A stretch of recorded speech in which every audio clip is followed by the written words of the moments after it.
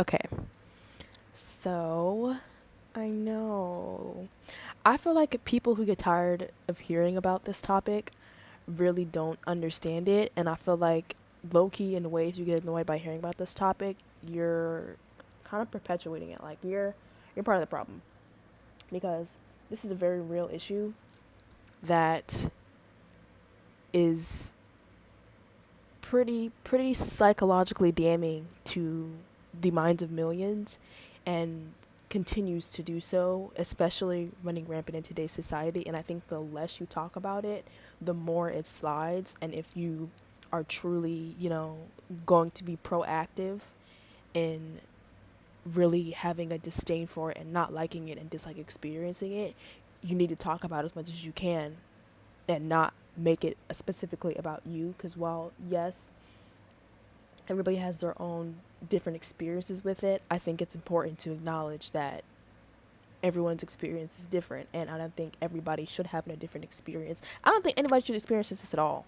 That's really my hot take. This is actually, I don't think this is something that I think we need to talk about so we can stop letting this happen to people because it is super duper messed up, and we're gonna get into why. So yeah, if you're tired of hearing about colorism, imagine how tired the people experiencing it are feeling. Imagine how tired I am of having to explain this to people when they hear about it. Now, the definition of colorism would be prejudice or discrimination against individuals with a dark skin tone, typically among people of the same ethnic or racial group. Now, I wanted to add a note here that I can't remember the name of the book, but I was reading a book on this, and it was one of the key dividers that white counterparts used to further divide black people as a whole after the not even after slaves were freed, during slavery. This was an actual real thing. Like they were this is not a new concept. Okay? They kept the lighter skin tone slaves inside the house, that way when they had people come over, other white people come over, okay, they wouldn't get scared or see them as it's so deep. But yes, it's further seen as a form of white supremacy because it's, in a way, it's brainwashing you to think that you should have to be this way to be like. It's such a deep psychological wound that needs to be talked about. And then the good hair comments, I would say I've definitely heard that, which we'll get into today.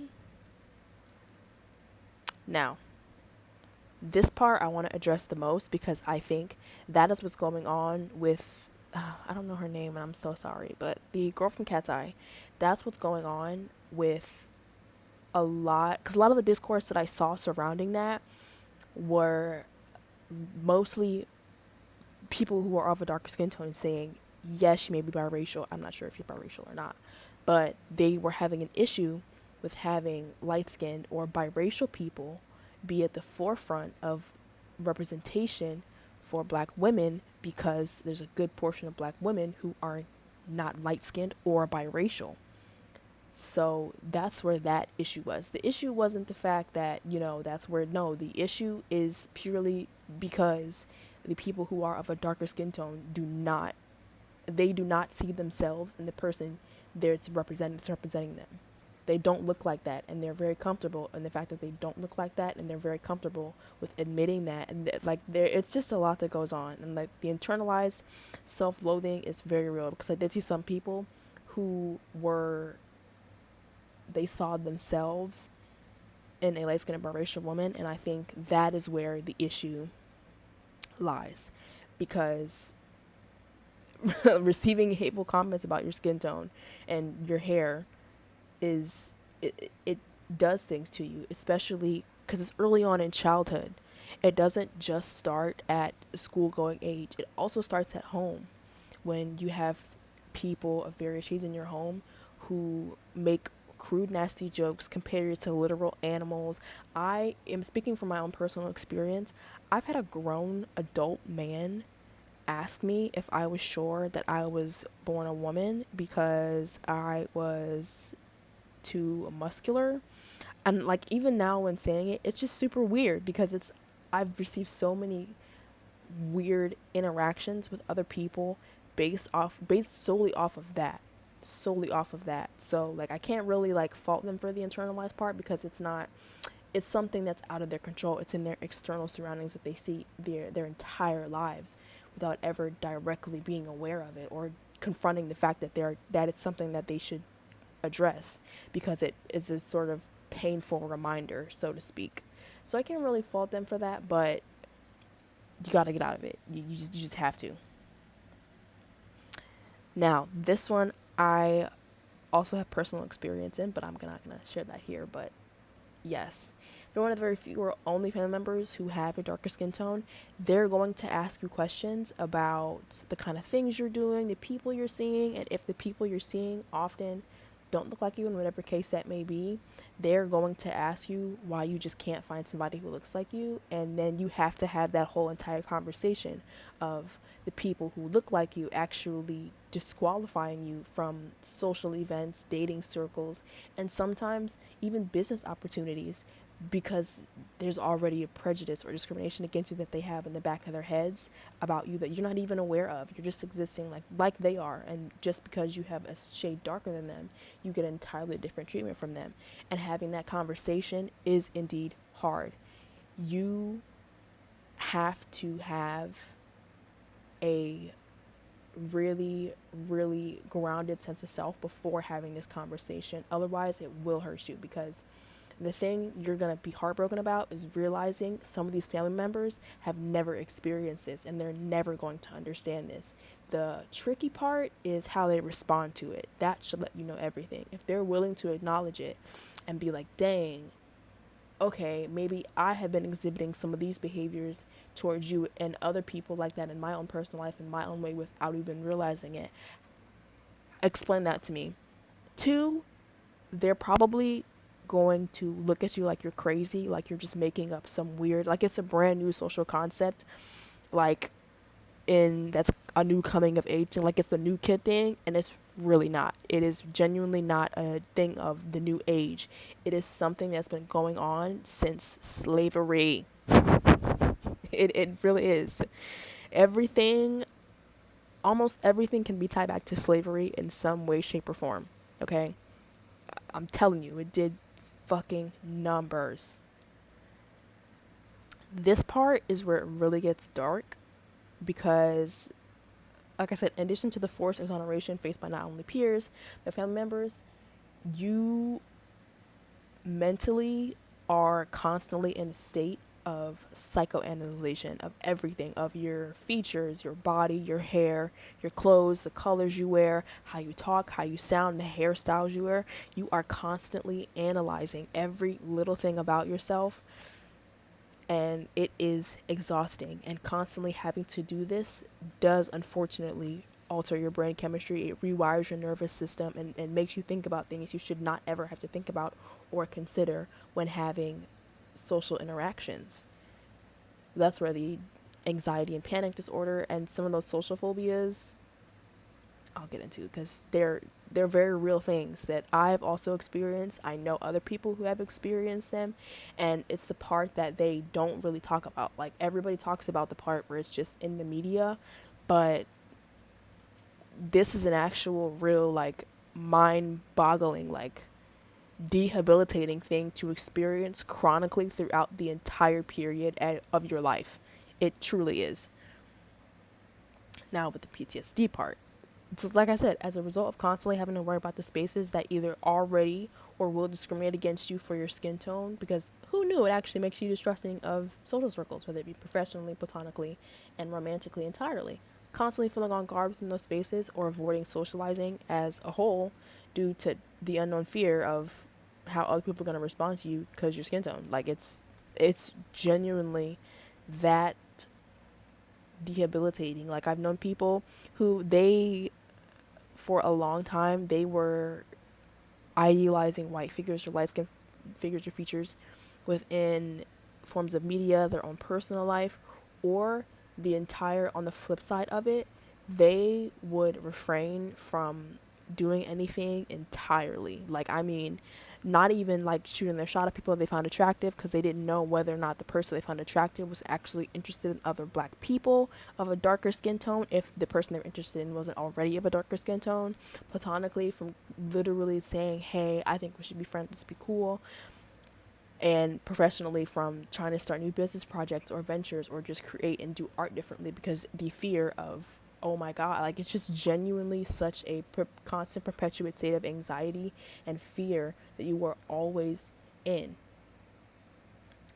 constantly, because not only do you have to, like, yes, you are aware of its existence, but dealing with it is it's an uphill battle that really is something that shouldn't be ignored. I don't think anybody should just kind of overlook this or go past this because it's or think that it's this new age concept, because it's not a new age concept. This has been going on since slavery, and I will continue to say that throughout this video because I want to stress how important it is that this has been going on for generations. This issue is so much deeper than we realize. Now, as a result of having to constantly be in this state, the internalized hate, shame from literally everything around you your entire life, because that's fucking traumatizing, excuse my French, you begin to not only,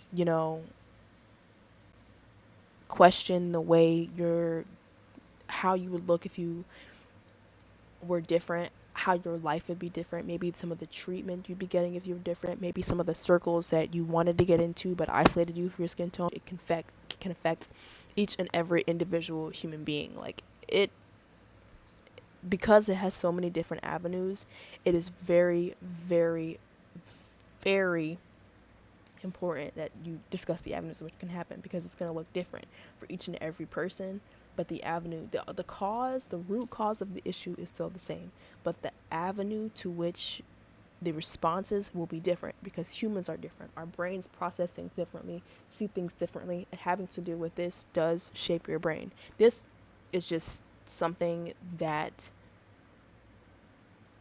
quite frankly, like I said, does go very underlooked, and I will never stop talking about it as long as I'm alive, because it is something that not only I have experienced, but I've seen happen to people who were of a darker skin tone than me, and it pissed me off. Because why? The fact, maybe it's because I grew up in a different kind of home where that your skin tone really, I grew up in a very Caribbean home that we don't care about that, okay? Are you actually a nice person was the more important part. Are you respectful? Are you kind? Are you generous? Are you patient? Like, those are the things that were important. But as I, got out into the world and experienced life as an adult, these were things that I realized were issues, and that really, really I would talk about. People would look at me crazy. They absolutely sure would. I remember having specific conversations with my own family members and them when I told them that, like, no, people have been seriously mean to me, like, genuinely displayed a pure raw hatred for me, and all I did was talk to them, engage with them, interact with them, or express romantic interest in them, and then they were like, they thought that I, like, offended them. Like, me approaching them was like, ugh. I literally had someone tell me, oh, I don't like black bitches, in that exact phrasing to my face. So yeah, it's not a new age thing. It's not, if it's uncomfortable for you to hear, imagine how uncomfortable it is to have to do the self work to realize nothing is wrong with you for the skin tone you have, for the body that you were born in, that you have no control over. You were just given that out of pure sheer luck. Pure sheer luck. You have that, and then now everybody around you has ostracized you, shamed you, and made you feel absolutely like you are not worthy of living your life and being a human being who should value their life, because of something that is entirely out of your control for your entire life. Like, I really want to stress how deep this affects people, because it doesn't just start, oh, on social media. It is not a social media thing. This is a very real life thing. Very, very real life thing. And I do want to elaborate on the having control over, or the feel good part. because that is also another thing that having to deal with colorism and racism on top of that, it can lead you to having this out of control feeling with everything in life if you don't have the proper avenues to healthfully channel this. Oh my god, English is so fucking hard. And the way that a lot of people try to grasp for control is through their intake of what they're doing with their time, whether that be, you know, substances, money, sexual activity. It's so many other things that you can do. Eating is also one of those things. I've known people who they didn't really feel all that well in their body, so they turned to pills. To that way, pills or hallucinogenics to help them feel more comfortable, so that way they can see life differently and feel differently. And eating to sort of fit Eurocentric beauty standards when you it's perfectly fine and I okay to like not have Eurocentric beauty standards. It's I just seriously despise the fact that the Europeans were the basis for beauty standards, because that's just absolutely not. It's not. It's incredibly unfair and disrespectful to anybody else who doesn't look like that, which is probably a large portion of the population. It's incredibly discriminatory right off the bat, and I just absolutely despise that. Absolutely despise it. Back to what I was saying.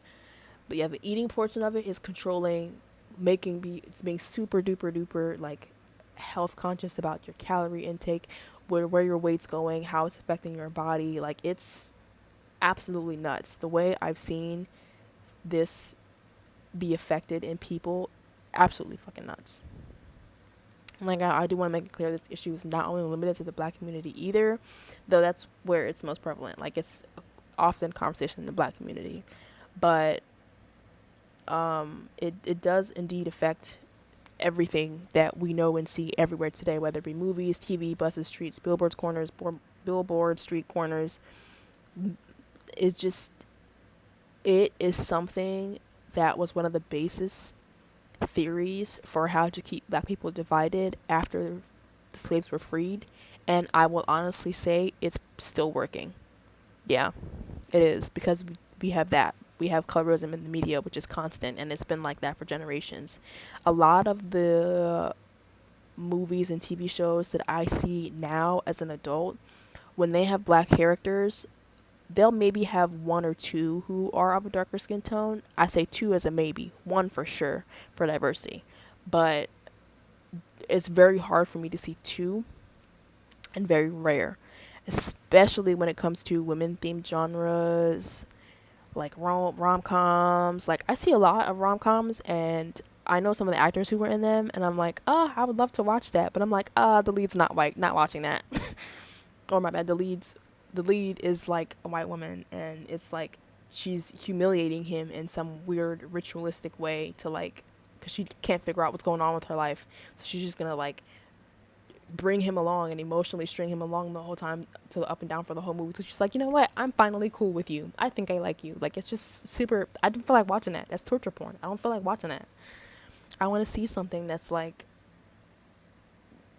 I want to see the first time, like, things that depict the first time a little black girl sees somebody who looks like her dancing on stage at TV. I want to see, like, these things are important to me, but I would love to see more moments like that. Like, when The Princess and the Frog first came out, because if you know that movie, yep.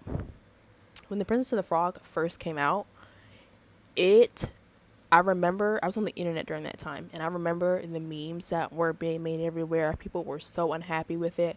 They literally, I have the memory of somebody editing a picture of Tiana where she's really dark skinned, and like her at a table with like a plate of fried chicken and watermelon, and that's, oh my god, that pissed me off. Same thing with The Little Mermaid, okay? They did the same things to Little Mermaid, and I hated that. But you know what I loved the most? When The Prince and the Frog came out, I was still kind of young, so I got to have the joy of getting to see a Disney princess who looked like me on screen for the first time, and I literally cried so hard.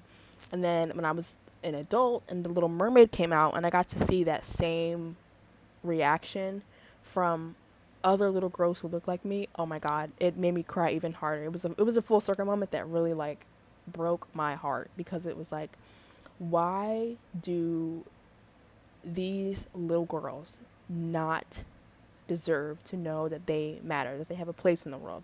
That is extremely unfair to them in every regard. But I'm ranting. Anyways, yeah, but it's like fighting a battle, some people may be able to overlook it, but not all, which is so irritating because, and honestly, I would say from my experience, it's also kept me from doing a lot of things professionally and mostly romantically. Like, I do these videos because they're actually quite fun for me, and these are topics that are important to me that I love to talk about. So I have no problem talking about it here. But if you happen to see this and like them, that's also pretty cool too. But it just, when I was little, I would have loved to have done like modeling on whatever scale, and I still would love to now. I just know that these industries are extremely colorist. I'm prepared to deal with that, but at the same time, if I'm gonna do it, I'm gonna do it as me, as who I am in my full, whole, authentic body. Anyways, exactly, you're gonna have to be prepared to face these things. Now, I will say the healing for this isn't easy, and nor is it linear. You can never just get over it because you will have to constantly deal with it no matter where you go. And it doesn't mean you're just never gonna like, oh, it's only gonna happen once or twice. No, it is constantly going to happen in the little things. Whether you notice them or not, it's up to you, but it does affect things. And once you are aware that it affects things, you become consciously aware of how you may be perpetuating that and control yourself, but you really can't. Like, it's out of your control. Just be yourself, and the right people will not care about it, and they'll defend you when you have to experience this because it's unfair. Truly, I believe that. They won't get all offended and be like, well, what about me? Well, like, I've had people call me names and stuff like that because I'm light skinned. Get away from that immediately, because the proper way to address this conversation is not immediately victimize yourself and try to relate to it, because it is entirely different. It is not something that is structural or institutional or quite common. That is the difference. It is not something that is as debilitating as it is. There's no like reverse, there's prejudice, but nobody's going to discriminate you for being light skinned. Let's just be real. Nobody's gonna discriminate you from opportunities or say you can do certain things because you are. They're probably going to look towards you more to do those opportunities and those other things for people who are of a darker skin tone. That way it's more appealable to the lighter, aka white audience. That's why that's a thing. But yeah, the proper way to address this conversation is not by trying to turn it into some relatable ICU moment. The proper way to address this conversation is to hear the other person, and if you're confused, you can politely ask questions like, "Oh my God, I didn't know that. Oh my God, is there anything that I've done to you that's personally made you feel that way? If so, I apologize." This is a time to have a very healing conversation that I think needs and deserves to be had, because it can lead to a whole different wave of essentially healing for generations to come. I don't think this is a topic that should be ignored. And I will never ignore this topic. Anytime I get a chance to talk about this topic, I will fucking talk about it because I have a voice. And while I may not have as huge a platform as I'd like to yet, it's something that I still will continue to talk about when I do get there. Like, me having a platform will have nothing to do with what I talk about and what I'm passionate about. Like, it's completely separate. I feel like if you're truly, passionate about these things and these issues, you will speak about them. And I don't care who gets mad because I'm speaking. Hello? But yeah. That's really what I really wanted to get through for this video. Yeah, this is something that I feel like people should be made aware of intentionally. Yes. I don't know. I'm gonna cut this out because I left the slideshow too quick. So Command Shift 5.